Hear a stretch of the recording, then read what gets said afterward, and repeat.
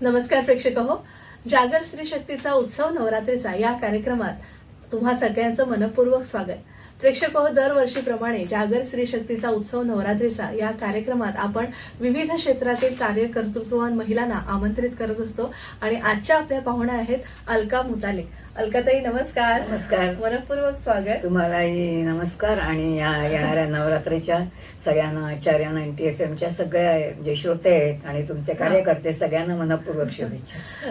खरंच आज पहिला दिवस आहे नवरात्रीचा, म्हणजे आजचा रंगही पांढरा आहे आणि मला वाटतं आपल्या आयुष्याची सुरुवात ही अध्यात्माने व्हावी म्हणूनच आपण अलकाताईंना खास आमंत्रित केलंय. म्हणजे हा सगळा प्रवास जो आहे तो सुलभ व्हावा यासाठी आपण अलकाताईंना खास आमंत्रित केलेला आहे. त्यांचे आशीर्वाद घेऊन पुढील आपल्या सगळ्या नवरात्रीचा आपण उत्सव साजरा करणार आहोत. अलकाताईंची खरं तर ओळख करून द्यायची गरज नाहीये, कारण अलकाताई खूप सुपरिचित अशा आहेत आणि तरी सुद्धा थोडक्यात त्यांचा परिचय करून देते. त्या MA त्यांनी केलेला आहे. योग महाविद्यालयात पदव्युत्तर तत्वज्ञान अध्यापनाचं ते काम करतात. श्री गणेश मंदिरात तत्वज्ञान अभ्यास वर्ग गेली 25हून अधिक वर्ष चालू आहे. भागवताचार्य आणि श्रीराम कथाकार म्हणून त्या सुप्रसिद्ध आहेत. परमपूज्य डॉक्टर काकांची अनुग्रही आहेत आणि त्यांच्या चरणी प्रस्थानत्रयींचं अध्ययन त्यांनी केलेलं आहे. तसंच गेली 35 वर्ष त्या त्यांच्या सेवेत रुजू आहेत आणि संपूर्ण भारत तसंच देशविदेशात त्यांनी प्रवचन आणि भागवत सप्ताह देखील केलेले आहेत. त्यांची ग्रंथसंपदा देखील खूप मोठी आहे. म्हणजे जेवढा त्यांचा अभ्यास आहे त्या दृष्टीने त्यांनी त्यांचं लेखन वाचन असतं. तर त्यांचे ग्रंथ थोडक्यात सांगते: शाकंभरी गद्य आणि पद्य चरित्र, श्रीकृष्ण बलराम बंधू चरित्र, चिदंबर बोधामृत, अभंग निरूपण, श्रीमद बोध कथामृत आणि रामायण कथासार, तसंच निजात्म बोध, अध्यात्म रामायण, 7 उपनिषदांवर भाष्य आणि नारद भक्तिसूत्र, देशोपनिषद आणि परिचय आणि सार असं त्यांचं पुस्तक आहे. आणि श्री समर्थ आत्माराम निरूपण असे सगळे ग्रंथ संपदा त्यांनी लिहिलेली आहे. मला वाटतं काही यात अधिक सुद्धा झाली असेल, तरी आपण आज त्यांच्या सगळ्या कार्याचा धांडोळा घेणार आहोत. तर अलकाताई, अगदी मला पहिलाच प्रश्न असा विचारायला लागेल की आपण लहानपणापासून आपण सगळ्या संस्कार वर्गांमध्ये जातो, आपल्याला रामरक्षेची ओळख होते, सगळे स्तोत्र आपण म्हणतो, पण तुमच्या आयुष्यात तुम्हाला रुची कधी वाटली की नाही, मला हे क्षेत्र आवडतंय आणि मी अध्यात्मात अजून सखोल काहीतरी प्राप्त केलं पाहिजे, अशी जाणीव तुम्हाला कधी? अशी जाणीव म्हणावी तशी जाणीव म्हणून नाही झाली. हा, संस्कार बालपणी घरामध्ये झाले, कळत नकळत झाले. लवकर लग्न खूप झालं, त्यामुळे सासरी आल्यानंतर थोडासा धार्मिकतेचा पिंड होता माझा. त्यामुळे कुठेतरी एखादी पोथी वाचणं किंवा पूजा करणं की ज्याच्यामध्ये मला खरंच आनंद वाटायचा. असं करता करता पती मात्र माझे जे होते ते मुळात इंजिनियर आणि थोडंसं अनालिसिस माइंड त्यांचं होतं आणि त्यामुळे एका टप्प्यावरती त्यांना असं वाटलं की अध्यात्म या प्रांताकडे आपण वाढावं आणि म्हणून त्यांनी गुरूंचा शोध सुरू केला आणि त्यांच्यामुळे मला गुरु मिळाले म्हणा. आणि मग त्यानंतर जीवन बदललं. त्यामुळे अध्यात्माचा प्रवास मला असं वाटत नाही जे कोणी अध्यात्मामध्ये काही येतात ते आपल्या इच्छेने इथे आपण येतच नाही. कारण ईश्वरीची इच्छा एक अशी शक्ती कार्य करत असते आपल्यावरती की जी तुमच्याकडून ते काम करून घेत असते. त्यामुळे अनुग्रही मिळाला, त्याच्यानंतर कार्य झालं. पण जेव्हा परमपूज्य काकांचा अनुग्रह झाला तेव्हा पहिल्यांदा त्यांनी सांगितलं की प्रवचनं करायचे. मी म्हटलं बापरे, प्रवचनं कसं काय करणार मी, मला माहितीच नाही ना, विषयच नाही, माझा प्रांतच नाहीये. काही नाही म्हणाले, होईल, तू व्यासपीठावरती बस, तू बोल फक्त, मी बघतो असं म्हणाले. कसं शक्य आहे, तू बसून तर बघ म्हणाले. आणि मग पहिलं प्रवचन असंच चेंबूरलाच झालं. आणि मी आले होते राजबौधाला. माझ्या बरोबर ते अत्यंत दिग्गज लोक होते.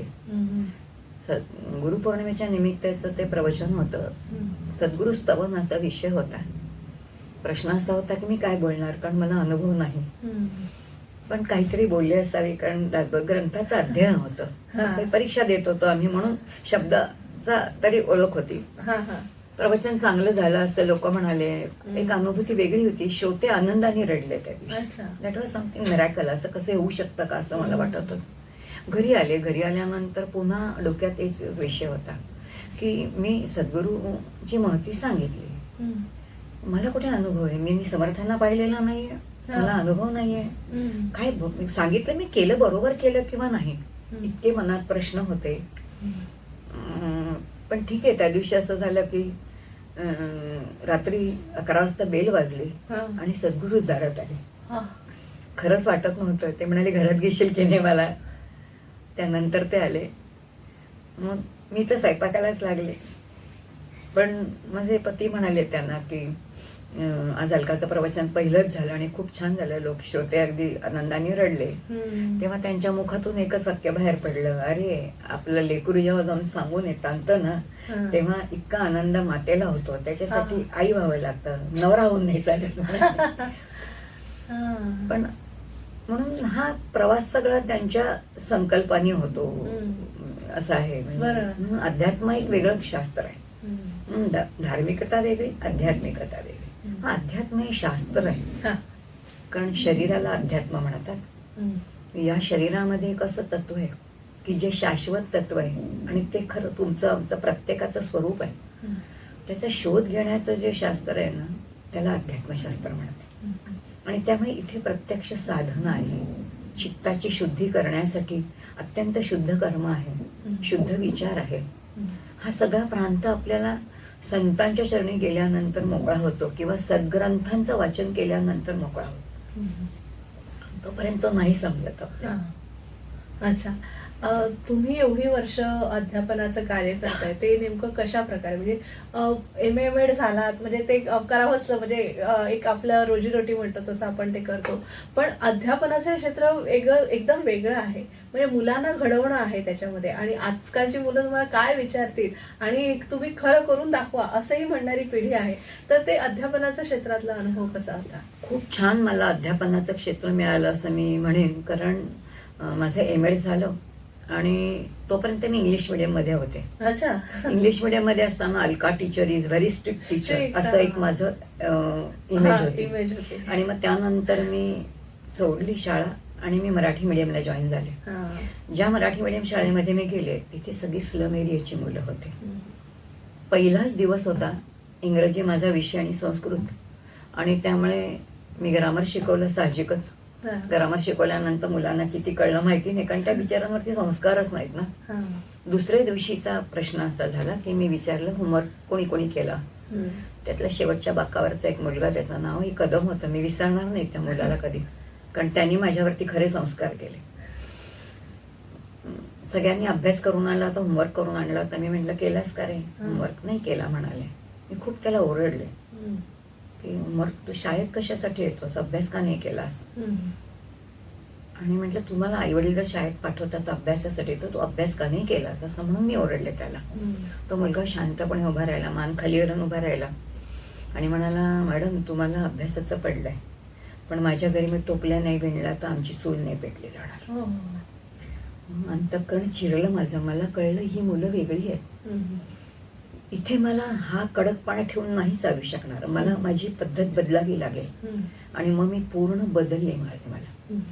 काही दिवस तर प्रश्न असा होता की माझ्या घरी भरलेलं जेवणाचं ताट आलं की मला ते अन्नच जायचं नाही. कारण मला कळायचं माझी मुलं जी 12 वाजता येतात ती आई भांडी घासून जे कोणाचं उष्ट आणली ते खाऊन त्यांचं पोट भरत होतं. तेव्हा अशा परिस्थितीमध्ये त्या मुलांना शिकवणं खूप अवघड होतं.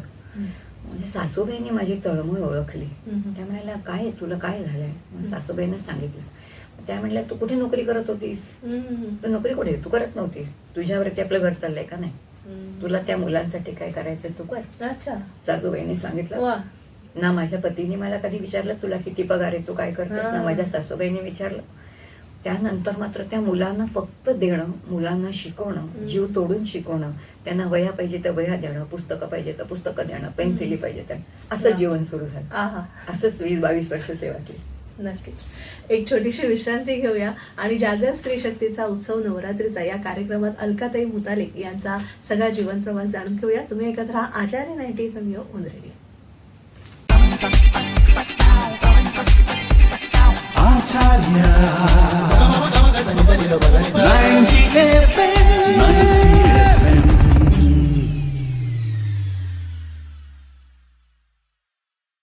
विश्रांतीनंतर तुम्हा सगळ्यांचं पुन्हा एकदा स्वागत. जागर स्त्री शक्तीचा उत्सव नवरात्रीचा या कार्यक्रमात आपण अलकाताई मुताले यांना आमंत्रित केलेलं आहे. अलकाताई, तुम्ही अध्यापनाचं सांगितलं, लहान मुलांपासून मोठ्यांपर्यंत तुम्हाला सगळ्यांना तुम्ही ज्ञानामृत देता, तर मोठ्यांचा अनुभव कसा असतो? म्हणजे जेव्हा तुम्ही व्याख्यानाला जाता किंवा रामाविषयी बोलायला जाता, त्याविषयी मला जाणून घ्यायला आवडेल. प्रवचन तर काही मी पूर्वी करत नव्हते, हा. पण ज्यावेळेला खरंच अनुग्रह मिळाला त्यावेळेला श्री गुरूंनी आज्ञा केली की तुला प्रवचन करायचंय. अच्छा. आपण म्हटलं मग मी कसं काय करणार, ठीक आहे.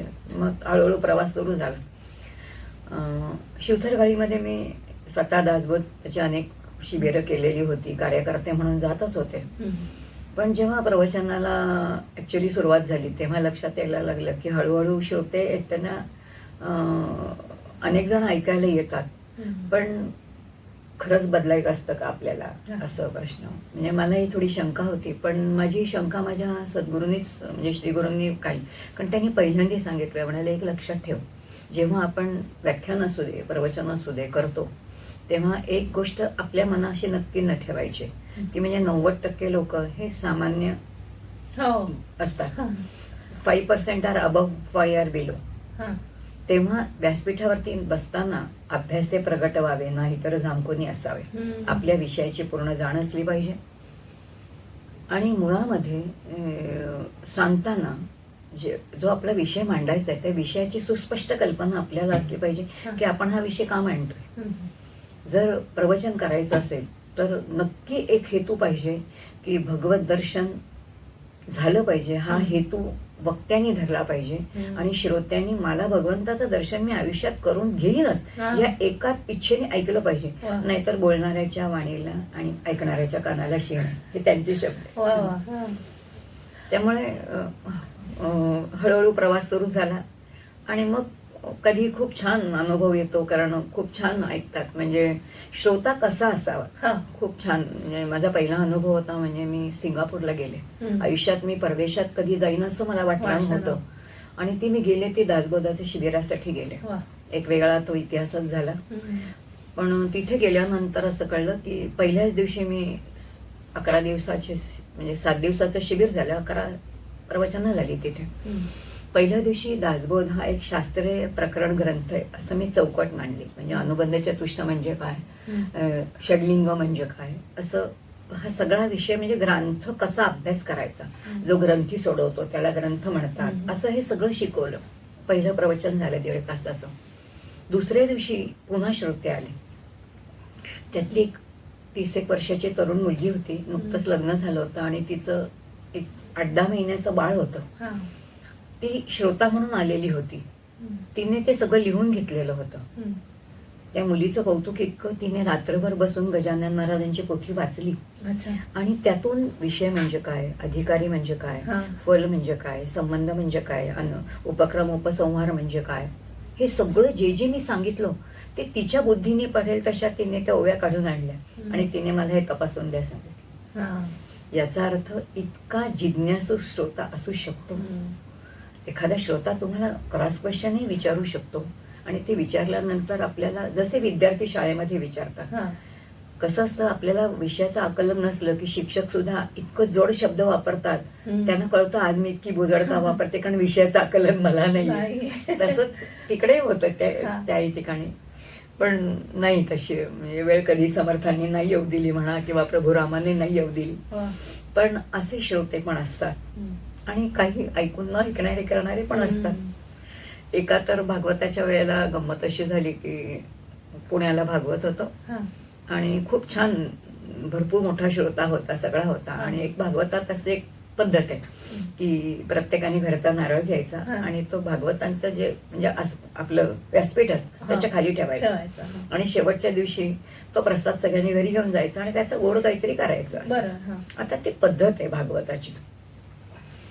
तर ठेवले सगळ्यांनी नारळ आणि कथा झाल्यानंतर एक श्रोता आला आणि म्हणाला, बरं ऐका ते 3-4 तास तुम्ही बोलणार, आम्ही तर बसल्या बसल्या आम्हाला झोपच येणार, तेव्हा नारळ ऐकेल आणि आम्ही घरी जाऊन नारळाच्या वड्या खाऊ आणि आम्हाला काही ज्ञान नाही. म्हणजे नारळाचा एक असाही उपयोग किंवा आपण बोलताना श्रोते झोपतात हे मला कळलं. तुम्हाला परमात्म्याचं दर्शन म्हणजे कधी व्याख्यान देताना किंवा प्रवचन करताना असं झालं किंवा जाणवलं असं? एक वेगळी शक्ती असते ती अनुभूती, जाणवते. हा. कारण दर्शन जेव्हा आपण म्हणतो ना तेव्हा दर्शन जे काही होईल जोपर्यंत आपलं भावाचं बळ असतं तेवढेच दर्शन असतं. हा. म्हणून त्याला खऱ्या अर्थाने साक्षात्कार नाही म्हणत. हम्म. कारण दर्शन झालं आणि गेलं तर ते शाश्वत नाही ना. हम्म. आणि म्हणून आपल्याकडे परमार्थामध्ये साक्षात्कार म्हटले. हम्म. साक्षात्कार म्हणजे साक्षात काही दिसणे नाही हम्म. तर आपली अंतःकरण वृत्ती साक्षात त्याच आकाराची होणे आणि त्याचा इतका अनुभव येतो की मला अनुभव आलेला आहे हे आपल्याला त्यावेळेला कळत. हम्म. त्याच्यातून खाली उतरल्यानंतर कळलं की अरे आपण इतका वेळ तिथे होतो. हम्म. हा. त्यामुळे व्यासपीठावरती बसल्यानंतर ज्याला भावसमाधी म्हणतात हा. कळत नाही तुम्हाला. कारण 3 तास आपण बोलतोय आणि 3 तास कोणीतरी ऐकतंय हे हा. आपल्याला कळत नाही.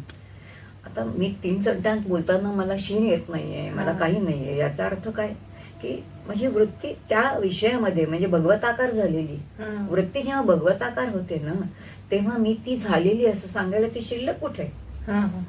कळतच नाही ना जीवाला. आणि म्हणून शास्त्राने सुंदर म्हटले की अनुभव आला असं म्हणताच येत हा. नाही. जो असं म्हणतो मला अनुभव आला हा. त्याला तो आलेलाच नसतो. नसतो.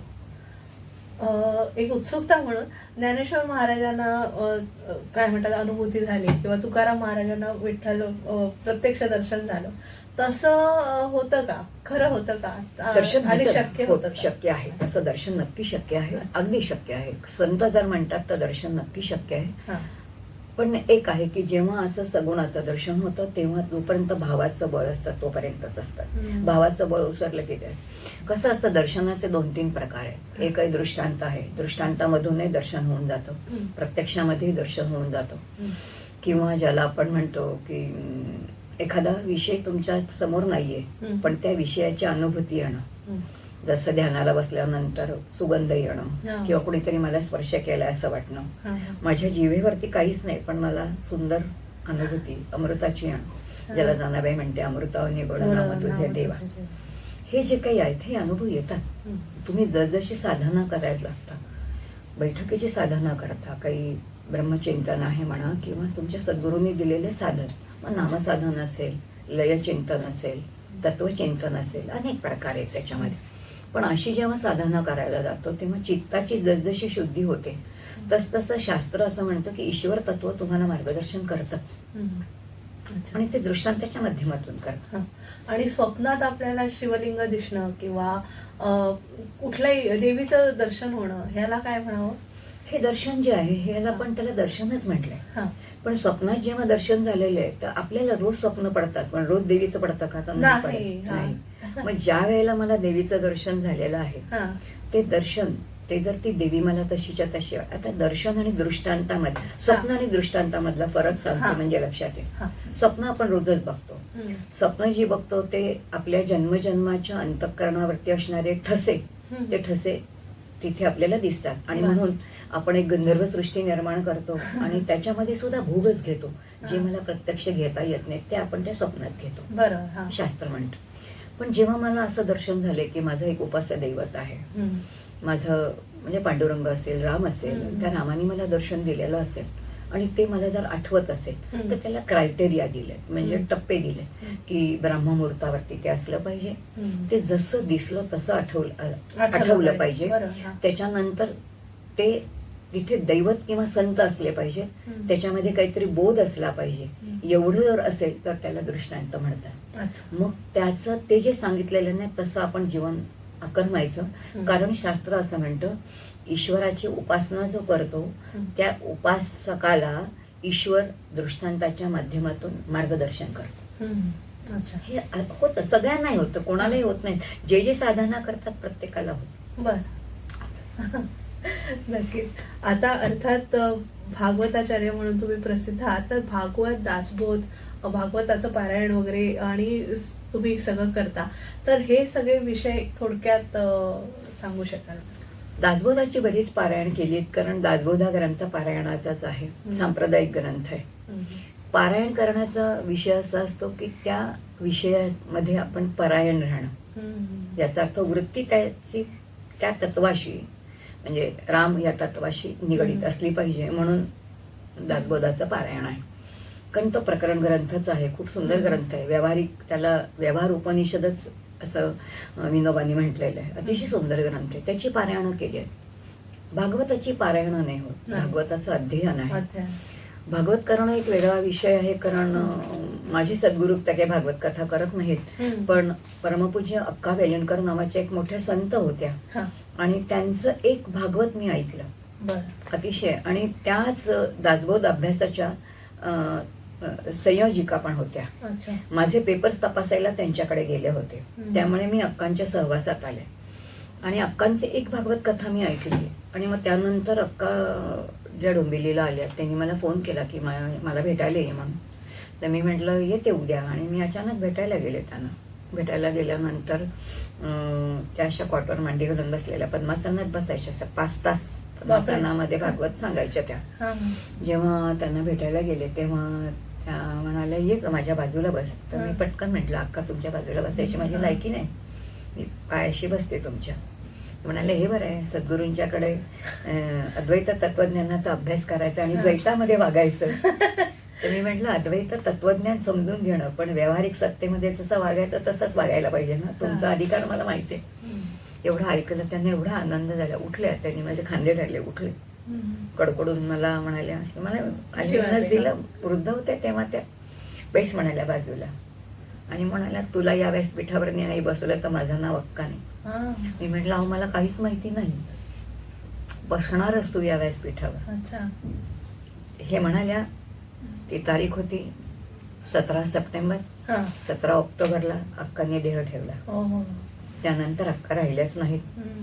आणि त्यांच्या 10 दिवसामध्ये अक्कांचे भाऊ आले आणि म्हणाले अक्कांनी ग्रंथ लिहायला घेतला होता, श्रीकृष्ण बंधू बलरामाचं चरित्र. फक्त एक प्रकरण म्हणजे पानच लिहिलेलं होतं, आणि ते ग्रंथ तू पुरं करा. मी म्हटलं अक्कांनी 450 सप्ताह केलेली, मी एकही भागवत न वाचलेली.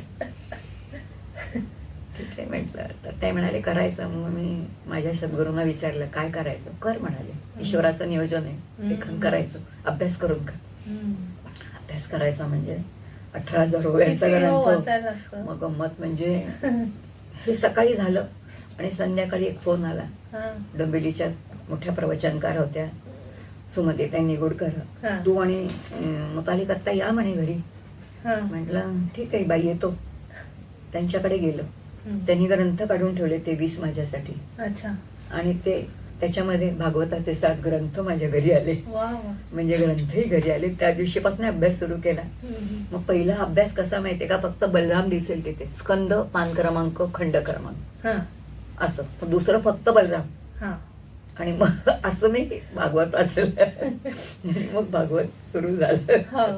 पण मग वाचणं आणि श्रोत्यांना नाही, तेव्हा मी फक्त ग्रंथ लिहिले. पण मग जेव्हा मला लोक भागवत करणार का विचारायला लागली, तेव्हा मात्र मला प्रश्न पडला की मी अभ्यास केलेला नव्हता. मग आता सद्गुरूंना विचारायचं कसं, आणि हे अक्का असं बोलले सांगायचं कसं त्यांना. कारण अक्कांचा अधिकारही मोठा होता. काका तेव्हा खूप लहान होते, अक्का वयाने मोठ्या होत्या, अधिकाराने मोठ्या होत्या, योगिनी होत्या. एक दिवस मी अगदी धीर करून, घट्ट मन करून असं माझ्या सद्गुरूंना म्हटलं काका एक विचारू का. म्हणे विचार की, काय विचारायचं आहे तुला. म्हटलं लोक विचारतात भागवत करणार का, तर काय करू.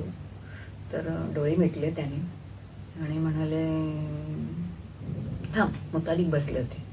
त्याला म्हणे तू बाहेर जा. आणि मला म्हणाले दरवाजा बंद कर. इतकी घाबरले, आतापर्यंत असा अनुभवच नाही कधी. तर म्हणाले बस खाली. बसले मी समोर. ते खुर्चीत होते वरती. म्हणाले ईश्वराचं नियोजन आहे, तू भागवत करावंस. आता मी काय सांगतो ते ऐक. आणि त्यांनी ऋग्वेदातल्या ऋचांपासून मला शिकवायला सुरुवात केली. त्यानंतर विष्णू सहस्त्रनामाच्या प्रत्येक शब्दाची फोड करायला सुरुवात सांगितली. आणि म्हणाले विष्णू सहस्त्रनामाचा पूर्ण अभ्यास झाल्याशिवाय भागवताला हात लावायचा नाही. कधी विष्णू सहस्त्रनामाचा पूर्ण अभ्यास करायचा, याचे पाठ करायचे, याचे अनुष्ठान करायचं, आणि मग भागवत करायचं. तसं मी करायला सुरुवात केली. त्याच्या मागे किती तपश्चर्या आहे. अभ्यास करणे. आता तुमच्या ग्रंथ संपदेकडे येते की एवढी सगळी ग्रंथ संपदा आहे. म्हणजे तुम्ही म्हणालात तसं तुम्हाला देवानेच करून घेतलं. इथे आपलं चालतच नाही, इथे कर्तृत्वच नाहीये. अध्यात्म हा एक असा प्रांत आहे ना जिथे आपलं संकल्प कामच नाही करतो, तिथे ईश्वराचा संकल्प कार्य करतो.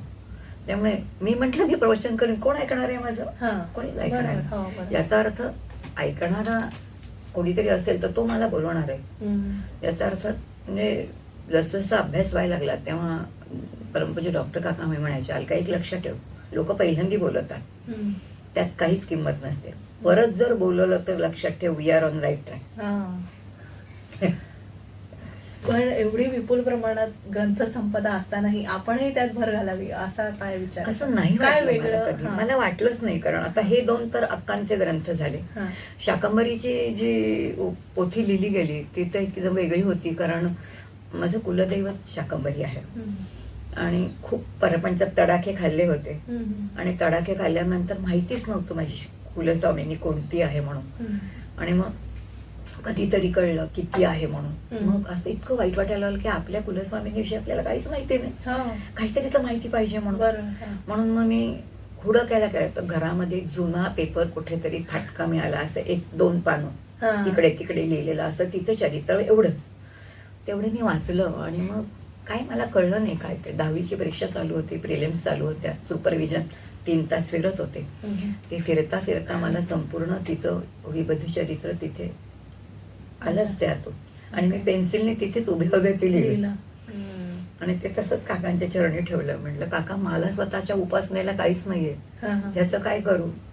विकायचं नाही म्हणाले, हे उपासनेसाठी ना, तो उपासनेलाच द्यायचं. मग त्याच्या छोट्या पोथ्या काढल्या, मग ते उपासनेला दिल्या. मग मी शाकंभरीला गेले. आम्हाला कर्नाटकात गेले, त्या मंदिरातलं कोणी ओळखत नाही, काही नाही. त्या आपल्या गुरुजींनी माझा चेहरा बघितला आणि म्हणे, आत या, तुम्हाला काही सेवा करायची तर करा म्हणतो. तिथे इतकं आत सोडत नाही, मग सोडलं मला. मी गेले आत आणि ते गुरुजी म्हणतात, शाकंभरीचं मराठी चरित्र नाही, तुम्ही लिहाल का? मला इतका धक्का बसला, एवढा आनंद पण झाला. मग मी लगेच परत काकांना फोन केला, म्हटलं काका असं असं झालं, काय करायचं? म्हणाले करायचं जरूर, पण एका अटीवर, शक्तीची उपासना, ऋग्वेद वाचायचा, शक्तीची उपासना अभ्यास करायचा आणि असं चरित्र लिहायचं ज्याच्यामध्ये तिचा एकही चमत्कार नसेल. आता हे फारच अवघड होतं. चमत्काराशिवाय देव कसा? चमत्काराशिवाय देव किती अवघड होतं. झालं, पण ते लिहिला ग्रंथ. असे ग्रंथ लिखाण झालं. त्यामुळे म्हणजे बलरामाचं चरित्र अक्कांचं होतं म्हणून ते अक्कांच्या वर्ष श्राद्धाच्या आधी अभ्यासाने पूर्ण केलं. हे ग्रंथ असे पूर्ण झाले.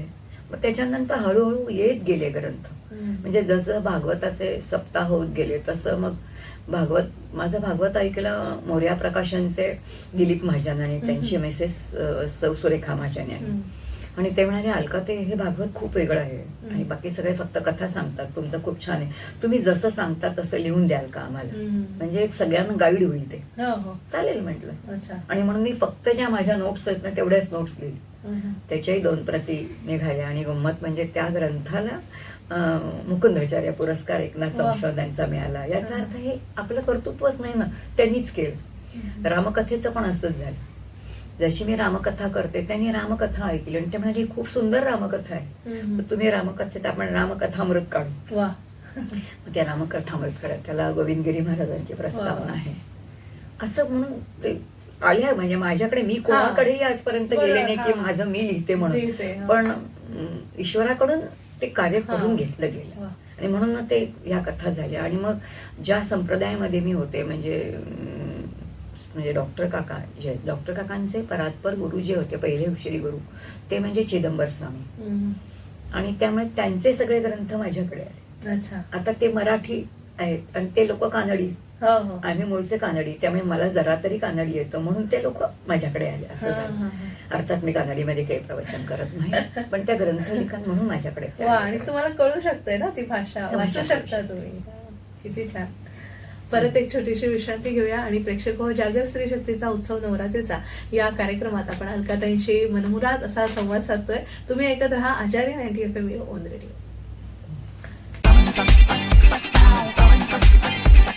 आचार्य 90 FM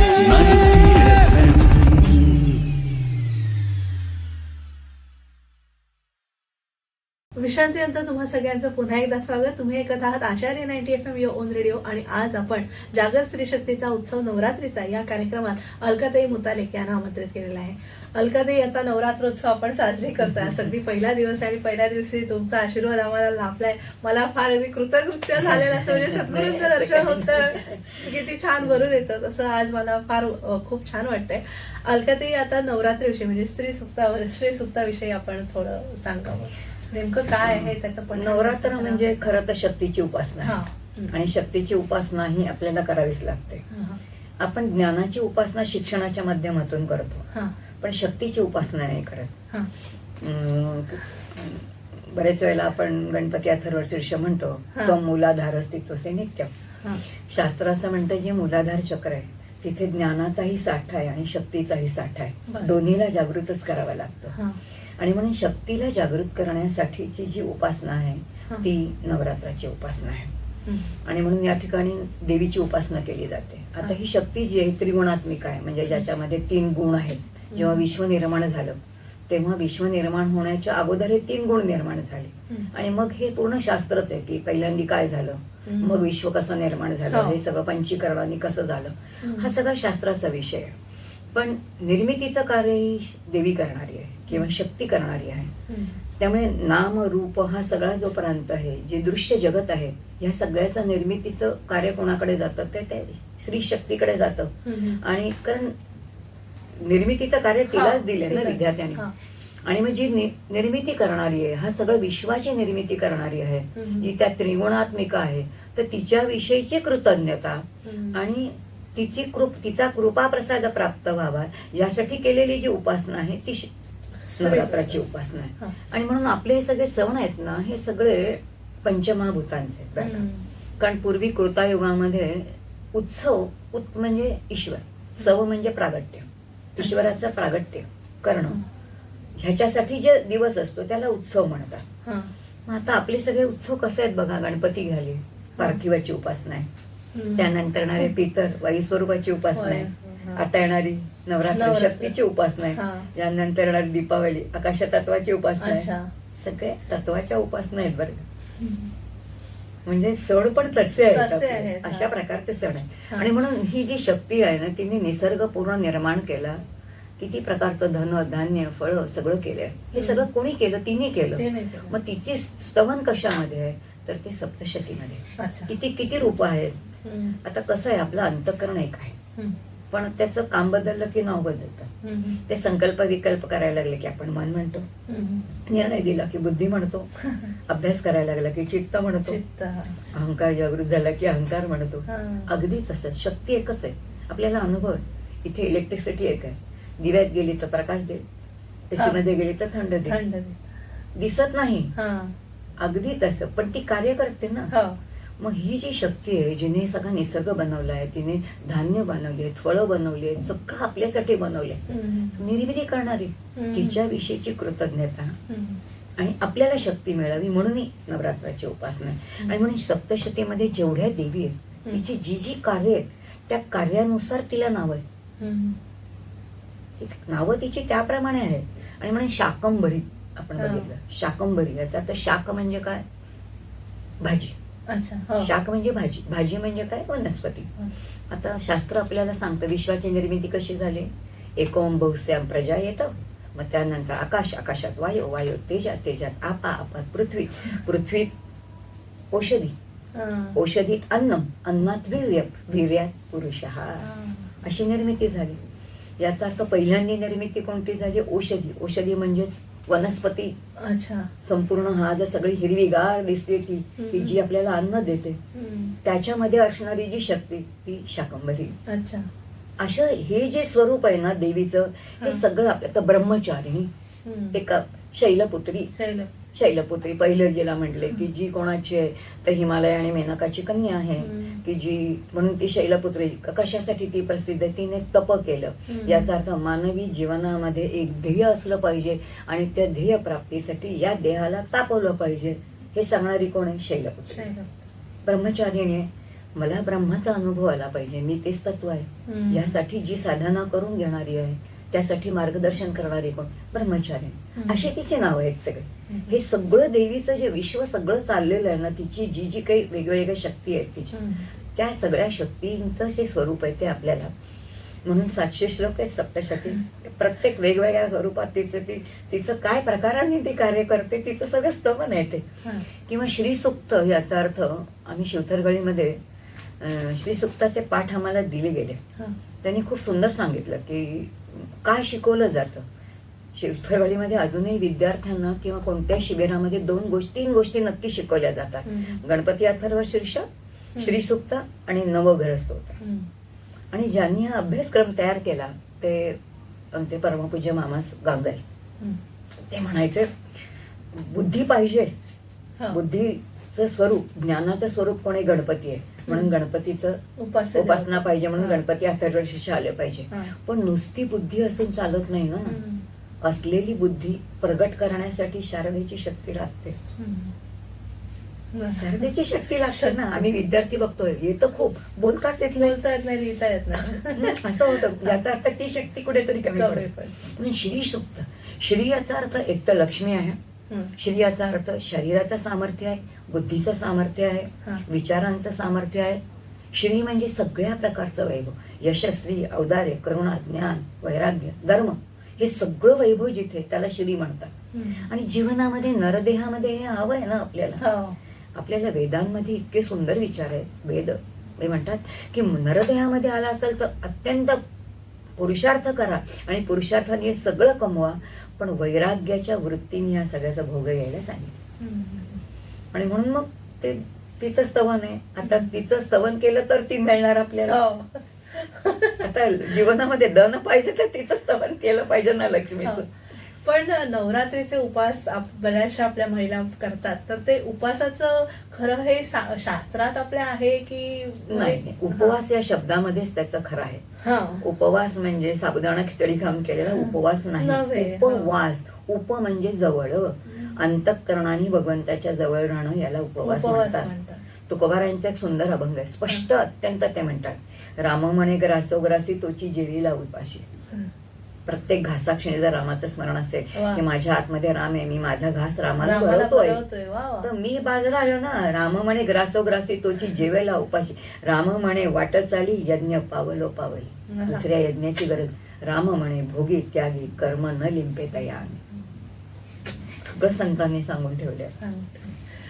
आपली उपास्य देवता कशी ओळखायची, किंवा आपल्याला गुरुजी असतात ते सांगतात की तुम्ही कुलदेवतेचं स्मरण करा, तर त्याविषयी काय तुमचं मत? ऍक्च्युली खरं आपली कुलदेवतेचं स्मरण हे सगळ्यात उत्तम सांगितलं. शास्त्रांनी म्हणले जोपर्यंत सद्गुरूंची प्राप्ती होत नाही तोपर्यंत कुलदेवतेचं स्मरण करावं, तिचं नाव घ्यावं. कुलदेवता ही शक्ती स्वरूपच आहे.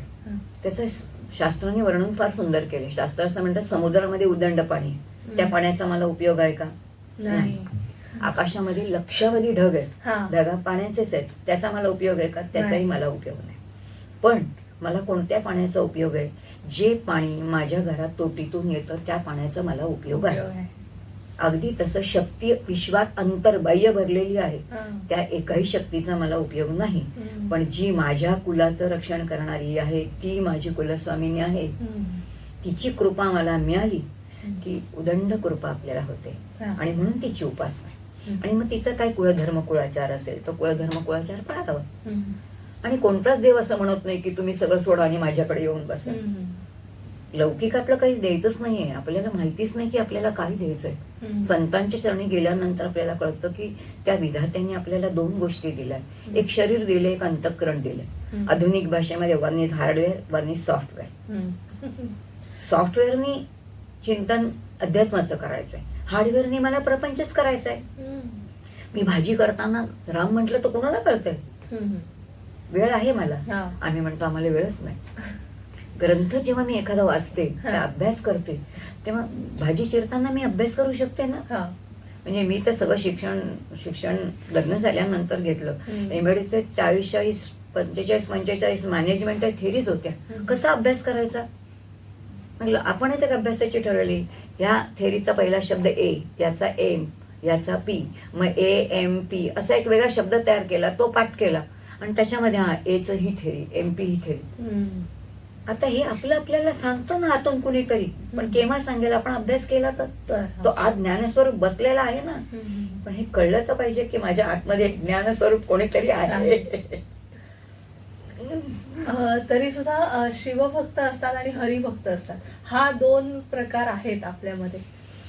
खरं तर तो नसला पाहिजे. नसला पाहिजे. तुकोबारायांचा अभंग आहे की हरी आणि हरामध्ये भेद नाही, हा, हा. जो भेद करतो तो मूर्ख ते म्हणतात. आणि वेदांमधलं वाक्य आहे बरं का. हा. वेदामध्ये म्हटले हरिहरात भेदच नाही. हरी आणि हर तत्व एकच एकच आहे आहे ना. कारण हरी म्हणजे विष्णू हा. आणि हर म्हणजे शिव. आता आपल्याकडे 3 देवता आहेत, कारण विश्वाची निर्मिती झाली तेव्हा एक तर उत्पत्ती, स्थिती आणि लय. मग उत्पत्तीचं कार्य ब्रह्मदेवाकडे दिलं, स्थितीचं विष्णूकडे दिलं आणि लयाचं शिवाकडे दिलं. हा. आता हे 3 एकच आहेत ना. काम बदललं की नाव हा. बदललं. तसंच यांचं काम बदललं की नाव बदललं. ईश्वर तत्व एकच. अच्छा, समजूनच घ्यायचं. बर. म्हणजे दोघांची उपासना उपासना कोणी केली तरी तीच आहे ना, काही फरक नाहीच ना. कारण शिवाच्या अंतरंगामध्ये अखंड राम आहे, म्हणजे हरीच आहे ना. हा. नारायणाचे जे अवतार आहेत, दशावतार, हा. त्यातला कृष्ण अवतार आहे तोच आहे आणि राम अवतार आहे तोच आहे. गंमत अशी आहे, भागवतामध्ये म्हटलंय की शिवशंकर अखंड समाधी स्थितीत राहतात आणि जेव्हा ते देहभानावरती येतात तेव्हा ते भगवती उमेला फक्त नारायणाची स्तुती सांगतात. मग ते कधी कृष्णाची स्तुती सांगतात तर कधी ते रामाची स्तुती सांगतात. पण ह्या दोघांशिवाय ते कोणाची स्तुती करत नाही. मग आता तिघांमध्ये फरक आहे कुठे? हा. निर्मिती करणारे ब्रह्मदेव त्यांनीच निर्माण केली, कोणाची काहीच फरक नाही. अलकाताई, आज खरं नवरात्री निमित्त तुम्ही आलात, तुम्हाला आमंत्रित केलं होतं, पण मला वाटतं आपले बरेच सत्र झाली पाहिजेत आणि मला वाटतं तुम्ही अध्यात्म रामायण सुद्धा आम्हा प्रेक्षकांना उलगडून नक्कीच दाखवाल. तर मी तुम्हाला विनंती करते, पुढच्या वेळी तुम्ही नक्की या आणि आपण वेगवेगळ्या विषयांवर आणि चिंतनाचे प्रकार सुद्धा तुम्ही वेगवेगळे सांगितले आहेत. चिंतनाचे प्रकार असे आपण वेगवेगळे पण तुमच्याकडून जाणून घेऊया. आणि मला वाटतं श्रीसुक्ताचं सुद्धा आपण जास्ती विस्तृतपणे, असे बरेच विषय आहेत अध्यात्माचे, ते तुमच्याकडून आम्हाला ऐकायला, आमच्या श्रोत्यांना ऐकायलाही फार आवडतील. तर मी विनंती करते तुम्ही नक्की याल. आणि आज आलात नवरात्री निमित्ताने, त्याबद्दल तुमचे मनपूर्वक नमस्कार. सर्व भक्त मंडळींना सगळ्यांना भरपूर भगवती आंबेचा कृपाशीर्वाद प्राप्त होऊ दे असं भगवतीला सांगते. हरिओम. तसं तुम्हालाही सर्व तुमच्या टीमला सगळ्यांना धन्यवाद देते, कारण आज काही तुम्ही मला प्रश्न विचारल्याच्या निमित्ताने काही माझं भगवंताचं चिंतन मुखातून आलं, कारण तुम्ही आज त्यामुळे ईश्वर स्वरूपच आहात तुम्ही, त्यामुळे तुमच्या चरणी ही सगळी सेवा समर्पित करते. हरिओम. हरिओम. तर प्रेक्षक हो, जागर स्त्री शक्तीचा उत्सव नवरात्रीचा या कार्यक्रमात आज आपल्या वक्त्या व्याख्यात्या अलकाताई मुतालिक सहभागी झाल्या होत्या. आपण त्यांना आमंत्रित केलं होतं. आमची ही मुलाखत तुम्हाला नक्कीच आवडली असेल अशी आशा व्यक्त करते आणि पुन्हा भेटूया पुढील कार्यक्रमात. मी तेजस्विनी आपला निरोप घेते. धन्यवाद. पुन्हा एकदा सगळ्यांना नवरात्रीच्या हार्दिक शुभेच्छा. नमस्कार.